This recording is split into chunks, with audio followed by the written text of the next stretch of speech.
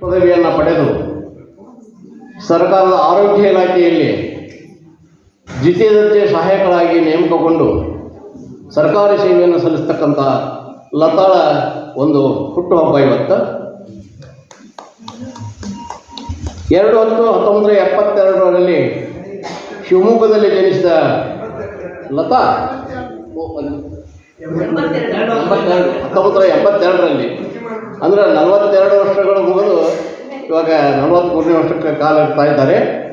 ಶಿವಮೊಗ್ಗದಲ್ಲಿ ಜನಿಸಿ ಸಂಗೀತ ಕ್ಷೇತ್ರದಲ್ಲಿ B music ಪದವಿಯನ್ನು ಪಡೆದು ಪರಮ ಪೂಜ್ಯರ ಒಂದು ಸಂಪರ್ಕಕ್ಕೆ ಬಂದ ನಂತರ ಅವರ ಒಂದು ಪ್ರೋತ್ಸಾಹ, ಅವರ ಒಂದು ಪ್ರೇರಣೆಯಿಂದ ಈ ಒಂದು ಶ್ರೀ ಗುರು ಬಸವ ಮಹಾಮನೆಯಲ್ಲಿ ಇದ್ದುಕೊಂಡು ಕರ್ನಾಟಕ ಸಂಗೀತೀಯ ಶೈಲಿಯಲ್ಲಿ ವಚನಗಳನ್ನು ಹಾಡ್ತಾ ಮುಂದೆ ಸರ್ಕಾರದ ಒಂದು ಕಾಂಪಿಟೇಟಿವ್ ಸ್ಪರ್ಧಾತ್ಮಕ ಪರೀಕ್ಷೆಯಲ್ಲಿ ಪಾಸಾಗಿ ಆರೋಗ್ಯ ಇಲಾಖೆಯಲ್ಲಿ ಅವರು SDC ಸೆಕೆಂಡ್ ಡಿವಿಷನ್ ಕ್ಲಾರ್ಕ್ ಅಥವಾ ಸೆಕೆಂಡ್ ಡಿವಿಷನ್ ಅಸಿಸ್ಟೆಂಟ್ ಅಂತ ಇವಾಗ ಕರೀತಾರೆ. ಆ ಒಂದು ಹುದ್ದೆಯಲ್ಲಿ ಗದಗಿನಲ್ಲಿ ಇರ್ತಾರೆ. ತಾವು ದಿವ್ಯಾಂಗನೇ ಆಗಿದ್ದರೂ ಸಹಿತ ಆತ್ಮವಿಶ್ವಾಸ ಅವಳಲ್ಲಿ ಬಹಳಷ್ಟು ಇದೆ. ಬಹುಶಃ ನಾನೊಂದು ಮಾತಲ್ಲಿ ಹೇಳಿಕೆ, ನಾವು ಎಲ್ಲ ದಿವ್ಯಾಂಗರು ವಿಶ್ವಗುರು ಬಸವಣ್ಣನವರನ್ನು ಅನ್ನಿಸ್ಬೇಕು.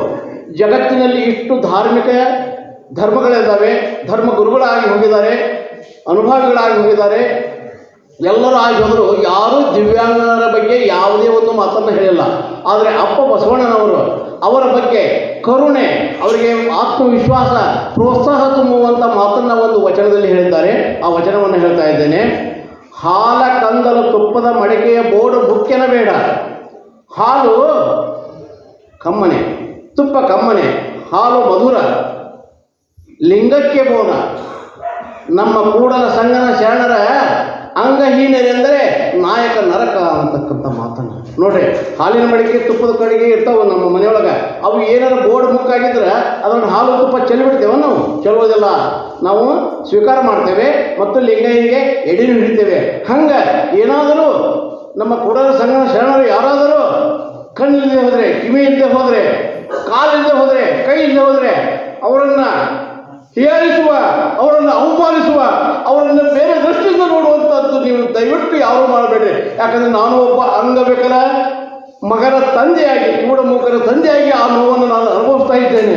ಅದಕ್ಕೆ ನೀವು ಅವರಲ್ಲಿ ಆತ್ಮವಿಶ್ವಾಸವನ್ನು ತುಂಬ್ರಿ, ಅವರಿಗೆ ಧೈರ್ಯವನ್ನು ತುಂಬ್ರಿ, ಅವರಿಗೆ ಸಹಾಯವನ್ನು ಮಾಡಿರಿ.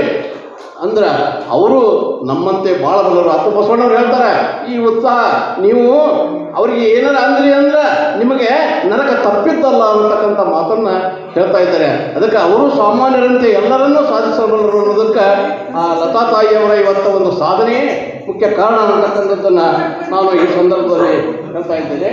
ಈಗ ಲತಾ ತಾಯಿಯವರಿಗೆ ಪರಮ ಪೂಜರಿಂದ ನೊಸರಿಗೆ ವಿಭೂತಿ ಧಾರಣೆ. ಓಂ ಶ್ರೀ ಬಸವಲಿಂಗಾಯ ನಮಃ. ಓಂ ಶ್ರೀ ಗುರು ಬಸವಲಿಂಗಾಯ ನಮಃ. ಮಾತೆಯವರು ಅವರಿಗೆ ಈಗ ಪುಷ್ಪವೃಷ್ಟಿಯನ್ನು ಮಾಡಿ, ಲತಾ ತಾಯಿ ಶ್ರೀ ಗುರು ಬಸವೇಶ್ವರರ ಆಶೀರ್ವಾದದಿಂದ ನಿನ್ನ ಬಾಳು ಸುಖವಾಗಲಿ, ನಿನ್ನ ಹುಟ್ಟುಹಬ್ಬಕ್ಕೆ ಹಾರ್ದಿಕ ಸ್ವಾಗತ, ಶುಭಾಶಯಗಳು. ಹೂವ ಸೂರ್ಯಾಡೋಣ, ಮುದ್ದು ಕಂದಳ ಮೇಲೆ ಶುಭ ಹರಸುತ್ತ ನಾವು ಹೂವ ಸೂರ್ಯಾಡೋಣ.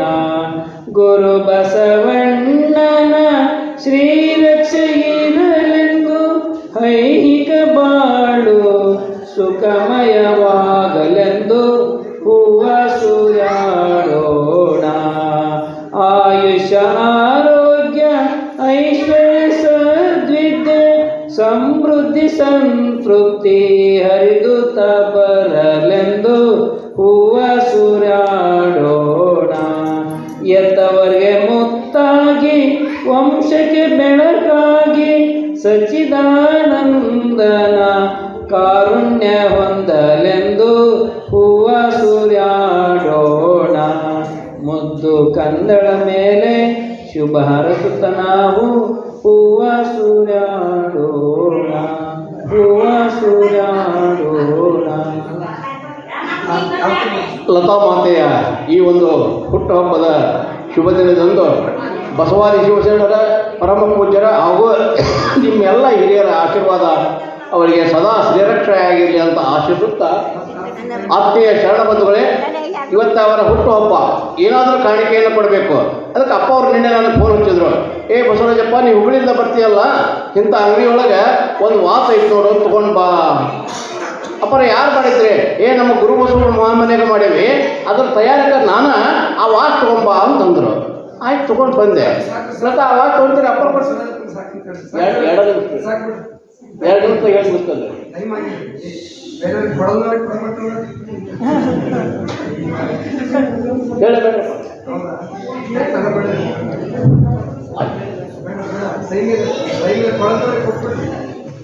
ಬಸವಲತಾ ಇವರಿಗೆ ಎಲ್ಲ ಶರಣರ ಪರವಾಗಿ ಹುಟ್ಟುಹಬ್ಬದ ಶುಭಾಶಯಗಳು. ಈಗ ಸನ್ಮಾನರು ಅರ್ಹರ